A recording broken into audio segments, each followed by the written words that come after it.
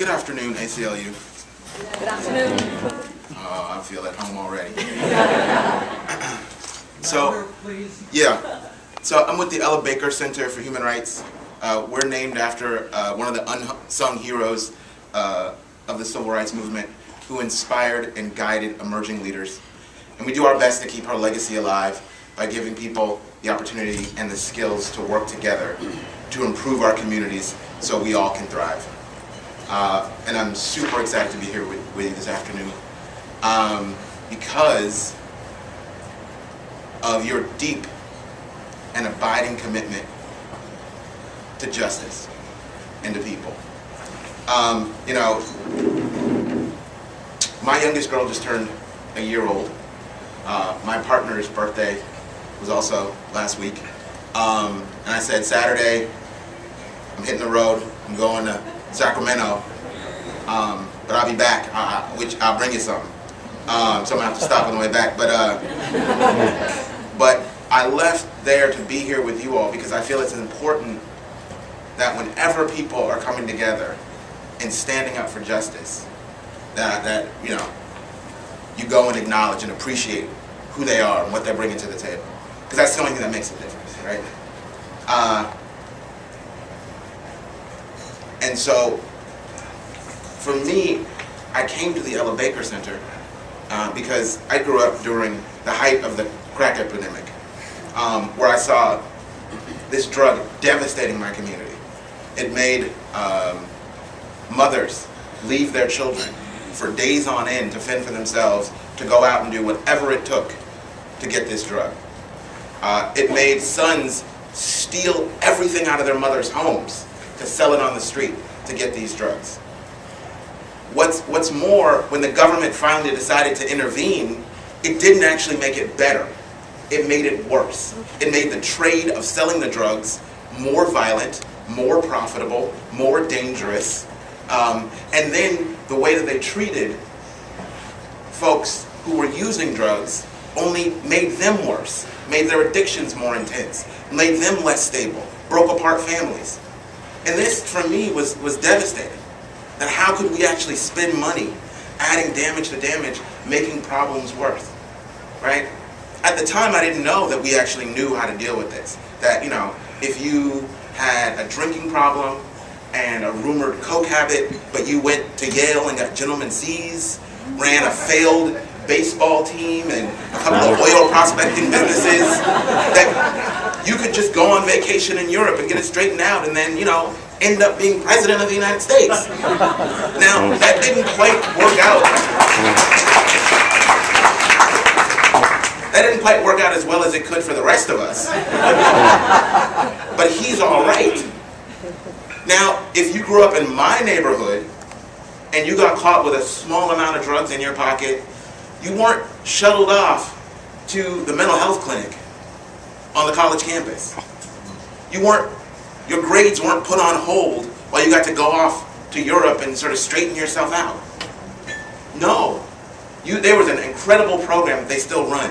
It's called From the Streets to the Back Seat to the Jailhouse, right? And it's super effective at catching people with small amounts of drugs in their pocket, sweeping them up, and ruining their lives.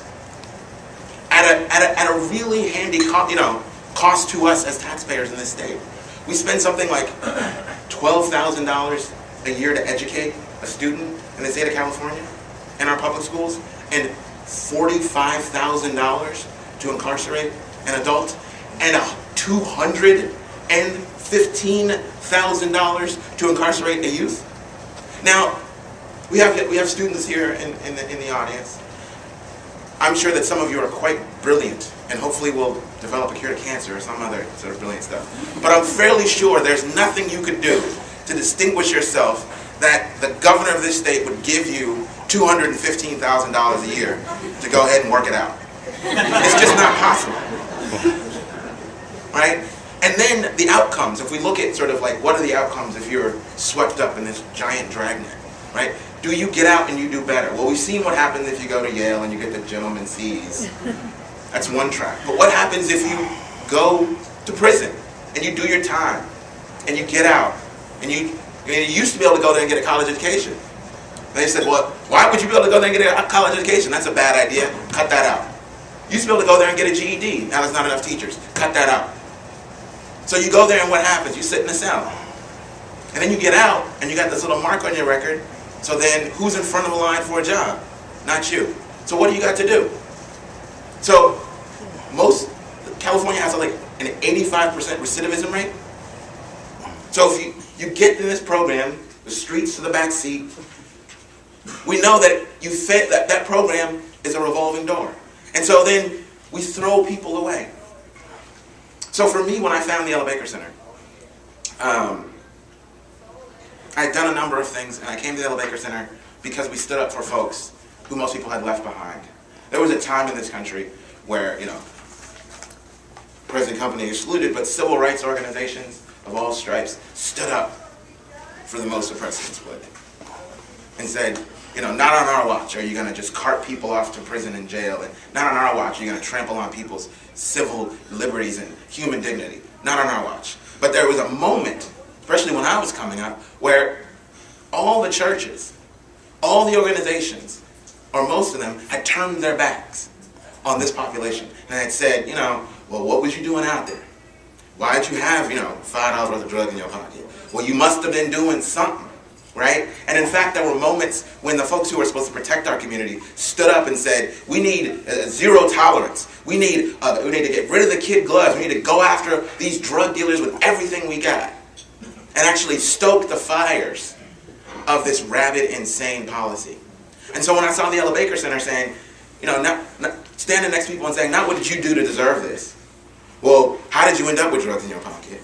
Well, how long have you been standing on the corner? But saying, actually, no, you will not beat this person. You will not pepper spray this person. You will not cart them off to jail. You will not strip them of their dignity and their rights. I said, well, that's the place for me. I'm gonna go, I'm gonna go stand there. I'm gonna go be with them. And I came to the Ella Baker Center, having known our founder, and I wanted to go there and work. I wanted to do stuff organizing young people. And I said, you got a job for me? He said, well, I got money to hire somebody to do something else. But if you come and you do that thing, then you can do this other job too. And me being silly, and I took 2 jobs for less than the price of one. Didn't really, at the time it was like, yes, that's a great deal. And now it's like, what? Why did I do that?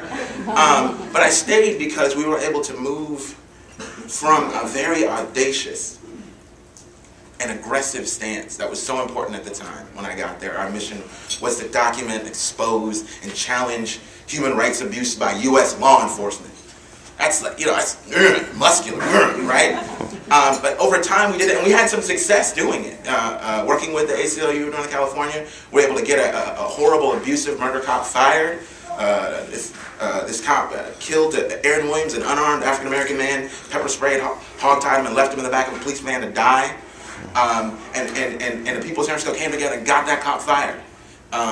We were able to get juvenile halls closed and stop them from building a monstrous juvenile hall in the county of Alameda.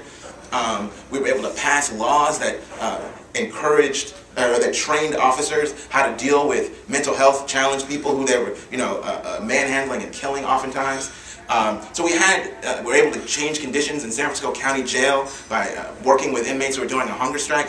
We were up to some stuff, but we realized that our mission was to document, expose, and challenge, and that was good, but you can't really win that one, right? You document it, you write it down, you expose it. Look what they're doing. You challenge it. Hey, cut that out, and then you do it again the next day. The next day you do it again, right? Because they don't, it turns out they're doing it. So you write it down, expose it, and, hey, I see you, right? And even in the names of the programs we ran at the time, Bay Area Police Watch, which was an incredible program, incredible campaign. But we was watching the police. That's not particularly inspiring, and you can do that all day and you ain't changed nothing. Right? And so over time we realized that we had to be as much for something as we were against something. Right? And we had this moment during one of our early struggles trying to defeat Prop 21, which is the horrible draconian ballot measure to lock up young people and to create all these new felonies. And we took to the streets en masse, and young people marched on some of the funders of that campaign, and there was this chant that emerged during that, books not bars, schools not jails. And we realized that we had to be as much about for something, at least as much for something as we were opposed. And that was a breakthrough moment for us, to realize that we could get actually further and inspire not only ourselves but other people to join with us when we could talk about very eloquently what was at stake and not just what was wrong, right? But also to line people up for something about where we were going. And since I've been there, we've continued to grow in that, you know. We took on stuff that didn't even make sense. It was just, you know, we came from fighting the cops in the streets and trying to keep our kids out of prison, and then all of a sudden our founders started talking to us about green-collar jobs and climate change and peak oil. And, you know, some of you may know our founder, Van Jones. You know, at the time, he's still one of my greatest friends, my mentors. At the time, he signed my checks. So, you know, I'd sit around very politely and listen to him talk about polar bears, and it was like, I gotta go out and do something. Okay, and I gotta get back to work, man, you know? And then, you know, he eventually kept working it, though. You know, he's a good guy, deals with feedback well. He kept working it, and finally he came back and he said, you know, look, Jay, they're locking up our kids because they're saying what they're doing, their economic activities harming the community. Can't be out there selling drugs. They lock you up, throw you in jail, right?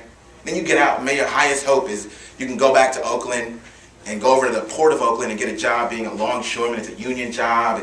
Some of them guys make $90,000, $100,000 a year. Or you can go over to Richmond and get a job at the Tosco refinery, and it's a good union job too, and those guys make a lot of money too. And it turns out that that economic activity is harming the community, but polluting all this horrible. In West Oakland, it's not dust, it's particulate matter that people breathe. That's all over everything, all the time. We have the highest asthma rates and cancer clusters in the country. It's just ridiculous, right? And he said not only that, but it's heating up the planet, and that's unsurvivable. And so what we have to start fighting for is green jobs and not packed jails. And I know, oh, you know, I was like getting my stuff to go protest, and I was like, oh, okay, wait, what? Say that again. He says, you have to start fighting for green jobs, not packed jails. I said, well, that's interesting. I can actually line up with that, right? And then what brought it home for me even more deeply was, people call it Hurricane Katrina. It was Hurricane Katrina, but then there was also the levee breaking, and then there was also the fact that the United States government left people, in particular black people, to die and fend for themselves as the entire world watched, right? Like, people have been a little bit freaked out about that Japan might just walk away from the nuclear disaster. The United States government literally walked away from black people in New Orleans like, good luck. Right? And I saw that. It was absolutely horrible. And I saw people get in their cars and go down there and drive and pick people up and bring them to Houston and Atlanta and all over the South. But then what's even more, the United States government showed up with billions of dollars in bags to say, we're going to build New Orleans. Where was the people who had lived there for generations? Seeing any of those work, any of that opportunity. They were gone, they were left behind again. So then I understood, well, we had the opportunity to not only protect our folks from the worst, make sure that no one was ever left behind, right? But we had the opportunity to put our folks in the front of the line and getting those jobs and getting those resources for when we build to defend or stop it, when we rebuild to take care of it, that our folks need to be right there.